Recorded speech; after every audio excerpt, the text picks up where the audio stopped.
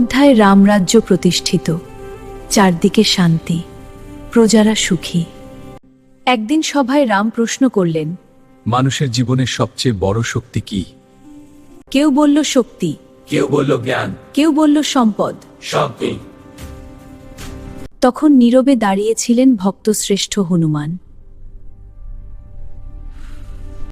হনুমান, তোমার মতে সবচেয়ে বড় শক্তি কি? প্রভু, বিশ্বাস সব শক্তি। বিশ্বাস থাকলে সমুদ্র পার হওয়া যায়, পর্বত তোলা যায়, ভয়কেও জয় করা যায়। সভার সবাই বুঝতে পারলেন যে বিশ্বাস হৃদয়ে থাকে, সেই বিশ্বাস মানুষকে সাহস দেয়, অসম্ভব কাজও সম্ভব হয়ে ওঠে। রাম মৃদু হাসলেন, কারণ রাম জানতেন হনুমানের শক্তির উৎস ছিল অটুট বিশ্বাস।